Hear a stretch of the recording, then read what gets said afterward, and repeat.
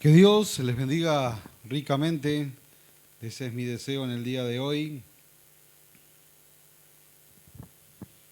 No los veo muy motivados.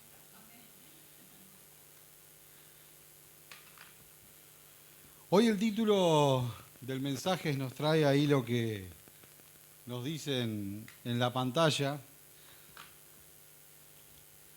Fragmento de una canción muy popular que dice "A mi manera". Yo los quiero llevar en una recorrida un tanto rápida por el tiempo a una historia allí donde había un hombre que había logrado muchas cosas, que era el famoso rey Nabucodonosor. Este hombre llegó a ser el rey más poderoso en el planeta. Ni la potencia anterior de Asiria había podido conquistar Jerusalén, pero este hombre sí lo hizo y allí llegó a estar el imperio babilónico. Y ahí, en esa desobediencia de Israel, Nabucodonosor cumple algo que Dios le estaba permitiendo que llegase, aunque él no lo sabía. Sacó por la fuerza al pueblo de Dios, lo tomó cautivo a muchos, y según la costumbre babilónica, todos fueron reculturizados al imperio babilónico, le cambiaron los nombres, tenían una nueva lengua, el acervo cultural era también distinto y todos fueron reeducados. Pero al rey le gustaba tanto el reconocimiento que se mandó a hacer una estatua y se la hizo para él. Y el día de festejo se le ocurrió que tocaran una canción para que todos ante esa canción memorable se arrodillaran ante esa estatua. Pero allí hubo 3 muchachos que no se quisieron arrodillar. Y entonces el rey les había asignado nombres, ellos se llamaban Sadrach, Mesach y Abednego. Y en un arranque de ira del rey, porque estaba realmente enojado, les va a pedir esto. Y lo vamos a leer aquí. Y dice así: Nabucodonosor les preguntó: ¿es cierto, Sadrach, Mesach y Abednego, que ustedes se rehúsan a servir a mis dioses y rendir culto a la estatua de oro que he levantado? Les daré una oportunidad para que se inclinen y rendir culto a la estatua que he hecho cuando oigan el sonido de los instrumentos de música. Sin embargo, si se niegan, serán inmediatamente arrojados al horno ardiente, y entonces, ¿qué Dios podrá rescatarlos de mi poder? Abre ahí la pregunta. Sadrach, Mesach y Abednego contestaron: Oh Nabucodonosor, no necesitamos defendernos delante de usted. Si nos arroja al horno ardiente, el Dios a quien servimos es capaz de salvarnos. Él nos rescatará de su poder, su majestad. Pero aunque no lo hiciera, deseamos dejar en claro ante usted que jamás serviremos a sus dioses, ni rendiremos culto a la estatua de oro que usted se ha levantado. Y acá tenemos a estos muchachos que confiaban en Dios cualquiera fuera la circunstancia. Tenían la confianza que Dios los podía librar. Claramente la tenían. Pero también tenían esa confianza que si algo pasaba y no tenían esa suerte de ser librados, Dios seguía estando en control. Él seguía siendo Dios. Y acá hay una demostración donde no está en debate la lealtad que esos muchachos tenían ante Dios. Una lealtad que cada uno de nosotros deberíamos aprender a tener y a tener esa confianza puesta en Dios. Yo el sábado pasado, después de la reunión de acá, yo me fui al sanatorio a cuidar a mi papá. Nunca habíamos tenido tanto tema de conversación de la confianza puesta en Dios totalmente.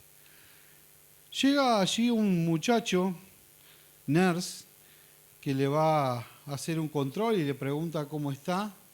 Y papá le pregunta sobre el riesgo de la operación y le dice, y fíjese, dice, si será riesgosa, dice, usted con 83 años, dándole una expectativa un poco desalentadora. Resulta que después viene un señor que es internista, el cual yo conozco, entonces le dio un poco más de aliento, diciendo, bueno, sí, creemos que se puede hacer algo. Y entonces papá en ese medio de la conversación me dice, digo, no, vos quédate tranquilo, ya vas a volver a casa, hay que confiar en Dios. Y dice, yo de seguro voy a llegar a Juan Lacase. Lo que no sé, dice, cuando entre por la ruta, si voy a doblar para el lado izquierdo o para el lado derecho. Podía ser cualquiera de las dos, para un lado o para el otro. Pero como en esta historia, algo que quiero recalcar, que yo también le hice mucho hincapié, es que confiamos en un Dios grande. Estos muchachos estaban, en un momento, estaban contra la persona más poderosa del mundo, que era Nabucodonosor, en ese momento. Y lo tenían que enfrentar a él. Y lo enfrentaron diciendo, nosotros confiamos igual en Dios, por más que la situación era adversa. No era una situación de confianza, decir, bueno, ¿qué vamos a hacer? ¿Cómo lo vamos a arreglar?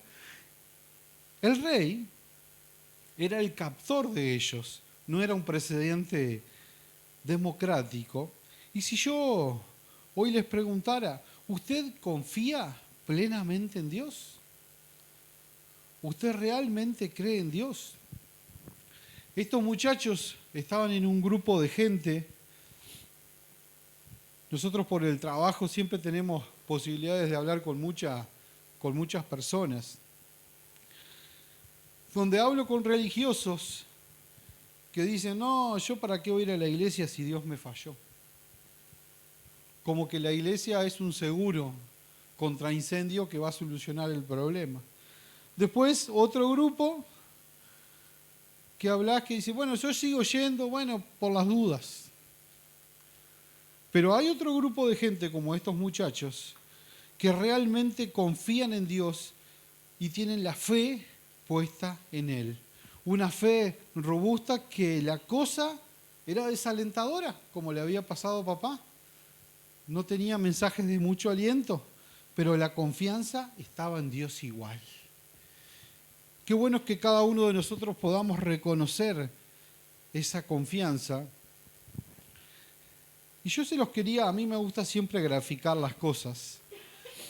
Y yo le hago una pregunta. ¿Alguna vez lo fueron a visitar a su casa y lo felicitaron por los cimientos que tiene la casa? ¿Sí o no? Les pregunto. ¿Alguno lo fue y lo felicitó? ¿Qué cimientos tiene? ¿No? Nadie, ¿no? Esa fuerza oculta que sostiene las paredes de su casa son los cimientos que tiene. Las paredes las sostienen por los cimientos que usted tiene en su casa.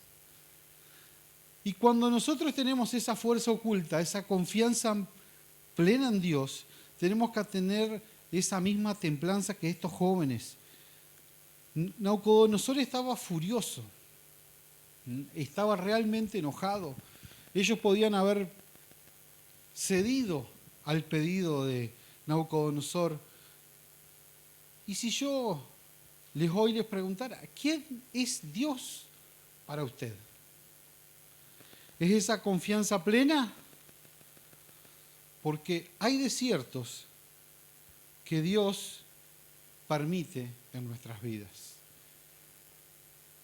Estos muchachos confiaban en Dios, estaban pasando por un momento bastante crítico, porque ¿se acuerdan la amenaza del rey cuál fue? Iba a agarrar el horno, lo iba a calentar bastante y los iba a tirar al horno, si no le hacían caso. Pero la historia da un pequeño giro, que la vamos a leer.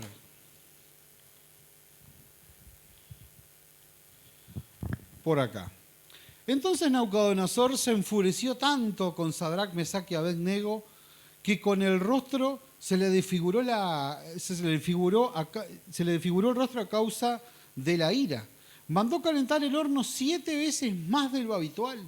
Entonces ordenó que algunos de los hombres más fuertes de los ejércitos ataran a Sadrac, Mesac y Abed-Nego y los arrojaran al horno ardiente. Así que los ataron y los arrojaron al horno totalmente vestidos con sus pantalones, turbantes, túnicas y demás ropas. Ya que el rey se enojó, había exigido que el horno estuviera bien caliente. Las llamas mataron a los soldados mientras arrojaban dentro a los 3 hombres. De forma que Sadrac, Mesac y Abed-Nego, finalmente atados, cayeron en las rugientes llamas. De pronto, Nabucodonosor, lleno de asombro, se puso de pie en un salto y exclamó a sus asesores. Dice, ¿no eran 3 hombres que atamos y arrojamos dentro del horno? Le dicen, Su Majestad, sí, así era. Le contestaron. Miren, gritó Nabucodonosor, yo veo a 4 hombres allí que están caminando en medio del fuego sin sufrir daños. Y el 4º hombre se parece a un dios. Entonces Nabucodonosor se acercó tanto como pudo a la puerta del horno en llama y gritó, Sadrac, Mesac y Abed-Nego. Miren cómo cambió. Reconoce, siervos del Dios Altísimo, salgan y vengan aquí. Así que Sadrac, Mesac y Abed-Nego salieron del fuego. Entonces los altos funcionarios, autoridades, gobernadores y asesores los rodeaban y vieron que el fuego no les había tocado, no les había chamuscado ni un cabello, ni se les había estropeado la ropa, ni siquiera olían a humo. Entonces Nabucodonosor dijo, alabado sea el Dios de Sadrac, Mesac y Abed-Nego, que envió a su ángel para rescatar a sus siervos que confiaron en él. Desafiaron el mandato del rey y estuvieron dispuestos a morir en lugar de servir o rendir culto a otros dioses que no fuera su propio Dios. Por lo tanto, yo decreto, si alguien, cualquiera sea su raza, nación, lengua, habla en contra del Dios de Sadrac, Mesac y Abed-Nego, será despedazado y su casa será reducida a un montón de escombros. No hay otro Dios que pueda rescatar de esta manera. Luego el rey ascendió a Sadrac, Mesac y Abed-Nego a puestos aún más altos en la provincia de Babilonia. ¿Qué nos quiere decir toda esta historia que acabamos de leer? Hay desiertos que a veces no planificamos, pero nos aparecen. Acá era un desierto donde estos muchachos estaban en una circunstancia difícil, pero Dios siempre se encarga de cambiar esa circunstancia. Dice allá el Salmo que Él cambió nuestro lamento en alegría. Y qué bueno es que a veces, aunque estemos un poco tristes y un poco desanimados, dice en Isaías 43, versículo 2, cuando pases por las aguas profundas, estaré contigo. Cuando pases por los ríos de dificultad, no te ahogarás. Y cuando pases por el fuego de la opresión, no te quemarás, ni las llamas no te consumirán. Y qué bueno es entender que podemos pasar por todas estas estaciones en la vida. Podemos estar atravesando hoy, como nos pasó a nosotros, estar atravesando la semana pasada un problema grande, pero aprender que Dios sigue siendo Dios. Y Él sigue estando al control. A veces nosotros ni entendemos por qué pasan todos esos problemas y todas esas dificultades que nos suelen suceder, porque nos están ya bastante a menudo visitando. Pero qué bueno es aprender a confiar en Dios, cualquier sea la circunstancia que hoy te esté tocando pasar. Porque hoy a cualquiera de los que está acá, de los que después nos ve por la grabación, le puede estar pasando una dificultad grande. Tenemos que aprender a confiar en Dios, cualquiera sea la circunstancia. Que Dios les bendiga ricamente, ese es mi deseo, y aprendamos a confiar y a depender solo de Dios.